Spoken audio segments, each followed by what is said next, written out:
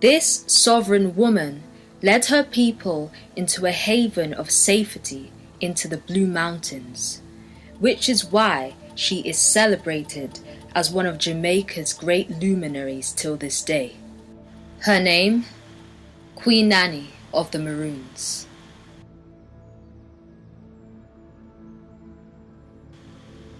In part 1 of Queen Nanny of the Maroons, we looked into Nanny fleeing the sugar plantations with her brothers and how she began to contribute her efforts in the Blue Mountains.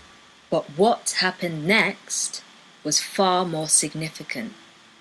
By the year 1720, only in her mid-30s, Nanny was the head of the Maroon settlement, called Nannytown, and her brothers, which included Kwayo and Kodjo, were in charge of other Maroon communities.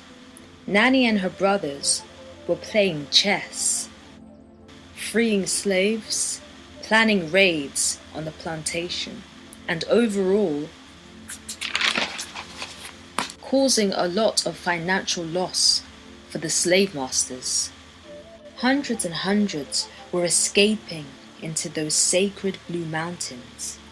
Her Maroonians followed her instruction, as she knew exactly what she was doing.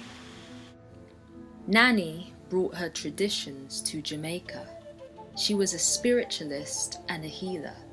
She practiced obeah, which is an African diasporic religion, often done in the Caribbean, which includes spell casting and sorcery. She knew about herbs and the properties of them. She is said to have had this ruggedness about her, combined with piercing eyes, and it is said that she even wore a set of teeth around her wrist as a bracelet. Nanny encouraged her people to continue their traditions and to not become indoctrinated. She trained the Maroons in the art of guerrilla warfare after mastering it herself. Guerrilla warfare is the type of combat which includes ambushing, hit-and-run attacks, surprise attacks, and knowledge of terrain. Knowledge of terrain meaning knowing every hidden trail, mountain pass, and every crevice of one's land, every one of its physical features. All of this routine and training aided escapees to stay free. Slave masters grew to become very angry with all of the financial loss. The Maroons were vigorous when it came to the plantation raids, food, livestock, and slaves. In the 1720s, slave masters instructed British troops to take missions to the Blue Mountains to try and put whatever the Maroons were doing to a halt. And these missions became very, very regular. There were constant attacks on both sides. By the time the late 1720s struck, the First Maroon War began. This war was brutal and barbaric. The British wanted to end the Maroons. The Maroons were heavily skilled and far too competent for the British troops to understand. In the year 1739, the Maroons and the British made peace. It was Nanny's brother, Kodjo, that signed the treaty.